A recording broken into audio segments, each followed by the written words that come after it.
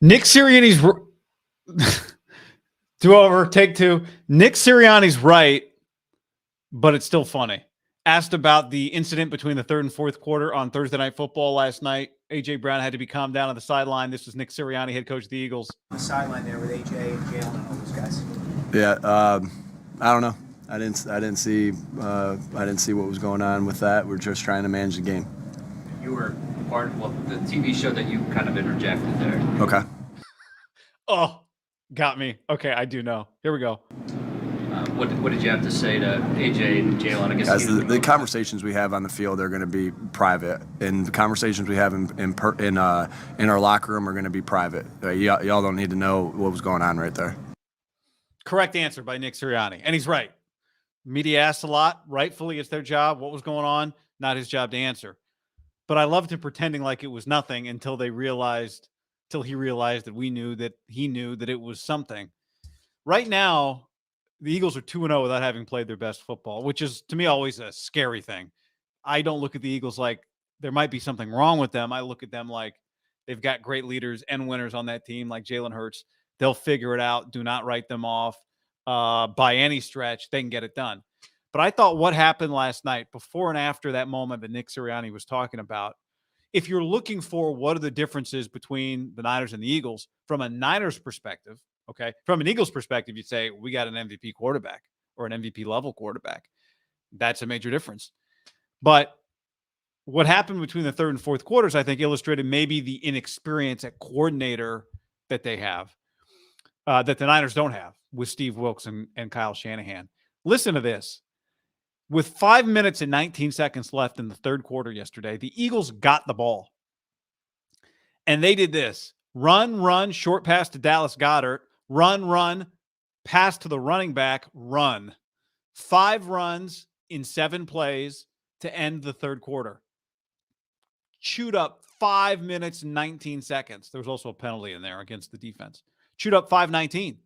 Then we break. Amazon commercial. Come back. Look what happened on the sideline. A.J. Brown. What the hell's going on over there? Jalen Hurts. Head coach has to come over. They come out of that third quarter break. We're in the fourth quarter. Past A.J. Brown. Okay. Run.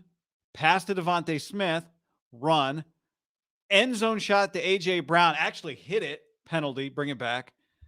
Another shot play to A.J. Brown on 1st and 20. So they went from 5 runs and 2 passes to 2 runs and 4 passes immediately. And they went from chewing up 5 minutes and 20 seconds to being first down and 20. Then they take a sack on second down and a sack on third down. They burn 3 minutes and punt. And we all know that, well, the game got a little too close for comfort at the end. And I think what happened there was you had a new offensive coordinator saying, let's make our guy happy. Let's get the ball to A.J. Brown. I mean, 4 passes in the next 6 plays, and 3 of them were passes to A.J. Brown. In their defense, they almost scored touchdowns on 2 of them. So, let's not go overboard here with the criticism, because it's not even criticism. But I do wonder if that's going to be a learning experience for the Eagles. What's unique about the Niners is they have Debo and McCaffrey and Ayuk. Though they haven't had McCaffrey long, but they've had Debo, Ayuk, Kittle, other running backs, Juwan Jennings for a long time. And there's really never been a sideline incident that I can think of. I mean, the last sideline incident I can remember with the Niners was probably Vernon Davis getting set off to the locker room and Mike Singletary following soon thereafter and removing his pants. No, Vernon actually said that was a great thing that happened to him. But I don't know that the Niners have had, if I'm missing one, somebody tell me, a sideline incident like that. Or anything close to that, which is, again, saying something because of all the talent they have. But I'm confident that if they were running the absolute air out of the football in a game where I didn't understand, like during the broad, they were talking like it was going to take some miracle comeback from Minnesota, which it wasn't going to take a miracle comeback from Minnesota, I don't think. But I thought that it was a little weird that they went ahead and just started throwing the football like that. It's why Kyle Shanahan, he said this week, remember, I was like, God, can we stop running Christian McCaffrey? If you're them, not me, but them, we got to start running Christian McCaffrey in a blowout game, and he said, well, there's still a lot of game left.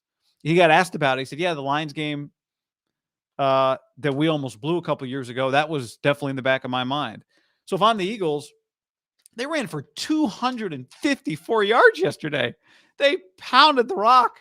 It got boring in the best possible way. Boring in the best possible way. And then they got away from it because they wanted to satisfy A.J. Brown to start the fourth quarter. And they got away from who they were trying to be yesterday. Because I thought early they were getting Jalen hit. Jalen was getting hit a little too much.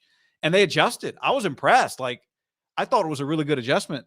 They had that drive where they ran the ball, I think, 13 out of 16 plays. Just Harbaugh-esque. Oh, Frank Gore. Boom, boom, boom. Right? Bruce Miller. Am I allowed to say that? And let's go with Juice. Let's go with Juice. Juice wasn't on that team, but let's go with Juice if we go fullback convo. Lorenzo Neal. They pounded the rock. I thought it was a great adjustment. And then they got away from doing the thing that was the best thing for them to try and win the game at the beginning of the fourth quarter because they had a sideline incident. And it cost them time, and it didn't almost cost them the game, but it cost them control of the game. They had 5 minutes and 20 seconds they ran off the clock in the third quarter. Then they only ran 3 minutes off when they were just pounding the rock. So, the question is going to be, as the season goes on, here you are, a guy calling plays at the NFL level for the second time, right? It takes time. Anything that has ever been done, you've been better the 5th time than the first time, the 20th time than the first time. I was watching the Kelsey doc on Amazon Prime last night. It's funny to see their first podcast, right? And then you see them 5 episodes or 20 episodes later, they're more comfortable. So maybe it's as simple as that, but that's something to watch, right? Like the next time maybe there's not a next time. You hope there's not a next time if you're them, that you got a sideline incident and you try to overcompensate. But they overreacted from a play calling standpoint to an incident that happened on the sidelines, and they got out of what they were doing. And what they were doing was correct. They were doing the thing that gave them the best chance to win. If George Kittle ever had a sideline incident, I think Kyle would just keep running the football. Like, hey man, I'm not getting enough touches. Maybe that conversation probably has happened behind closed doors. Dude, I could have like 30 more catches a year if you just throw me the ball. And then the next thing you know, it's like, well, how about we run behind you for 6 straight plays? So to me right now, that's the difference. I think, Philly obviously has not played its best games, but they ran for 255 last night, or 259 or 254, whatever it is. The Niners played a great game. The Niners also played a bottom 12 quarterback and a bottom 3 offensive coordinator in week 1. So playing the Rams this week is going to be a different challenge, just because you're not just playing McVay, you're playing Mike LaFleur, you're playing Matthew Stafford. This is just a different animal. Now I'll say this about Shanahan. He treated the Pittsburgh game, the reason he kept McCaffrey, and he would argue he treated it he didn't use this phrase, but this old Steve Kerr phrase, the appropriate fear. Like, let's have the appropriate fear here that if we don't do the right things, we could lose this game. Philly and Brian Johnson, if he came in here, he'd be like, look, dude, I dialed up a touchdown pass to A.J. Brown and then almost dialed up another one that there should have been PI on. Okay, that's fair. That's true, but you didn't hit him. I mean, that's the part, throwing the football, just it's a little more risky, and you didn't hit those throws, and then you were 2nd and 20, 3rd and 20, getting Jalen Hurts sacked twice. In a 27-7 game with an offense that, a 27-14 game. 27-14 game. It's a 2-score game with an offense that can score quickly. And guess what? They scored quickly. And now you scored again, but they scored again. So they got away from the right thing to do, the winning thing to do, because they got distracted by what was happening on the sidelines. And that's bad. If we were in Philly today, we'd go, guys, we got to be have a little more intestinal fortitude than to have our winning plan get affected by trying to make somebody happy. It's not what we're here to do. It's always a challenge with receivers, right? You got to feed them the rock. But Niners got Ayuk his NFC Player of the Week award, so I guess they're fine. Buccaneers defense is licking their chops. Eagles won't be able to run it against the Vikings, and their pass game has been figured out as of now. let's see. Let's just see. I think they're going to be okay. Let's see. It's possible that that's the best Eagles football. Running the ball? Yeah, it's possible that running the ball is the best Eagles football. It's possible. You know, these two teams play in it's a long way between now and then. December 3rd, week 13. Long ways away between Niners Eagles. So they've got a lot of time to get better between then. And guess what? They play in the same conference as the 49ers. So all the stuff that you say that we've all said about the 49ers and the NFC and the shortcomings of the conference, Eagles play in the same one. Robbie, all head coaches should be offensive minded. If your OC gets plucked, you're screwed. I actually used to really hate that take. I kind of tend to agree with that take. The most important position on your team is quarterback. The person who most affects your quarterback's ability is your offensive coordinator. And if that person leaves every year or two, then you have you're in trouble. So I think there's something to be said for that. Maybe they take a step back on offense this year. I don't know. Maybe they run the ball more and make up for it if they protect Jalen Hurts. But they still, at the end of the day, have Jalen, have A.J. Brown, have Devontae Smith, have Dallas Goedert. Like Jimmy's and the Joes on this team are still pretty damn good. So I wouldn't get too excited about what the Eagles might not be this year. Plus, you don't want to end up on like the Kelsey doc doing they showed a clip. They showed a bunch of clips of people at the beginning. It was like Shannon. It's a very good watch if you didn't watch it. It's like Shannon Sharp going, this team, they're not making the playoffs, stuff like that. You don't want to end up on that doc. I would be careful with running Hurts. They didn't run him a ton, but he just took some hits that I would like to avoid if I were them. And I would, you got to avoid some Purdy hits too if you're the Niners. I was texting with our buddy, a friend of the channel, John Dickinson, the other day, and just about like, we got to be on alert. Not because he got hurt last year, but Purdy he's not big. That's a fundamental thing that you're not going to change. He tries to make plays. The right side of his line right now is a little suspect. And he took a couple hits in the Steeler game that may just go, right? Now, some of them weren't anybody else's fault other than it's what happens in a football game.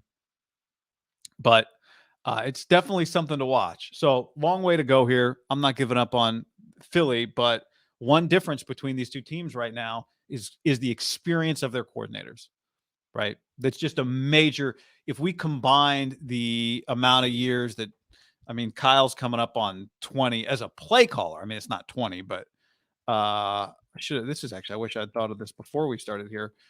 Steve Wilkes and Kyle, if we combine their coordinating history and coach, head coaching history, Steve Wilkes has been head coach or coordinator going back to looks like 2017.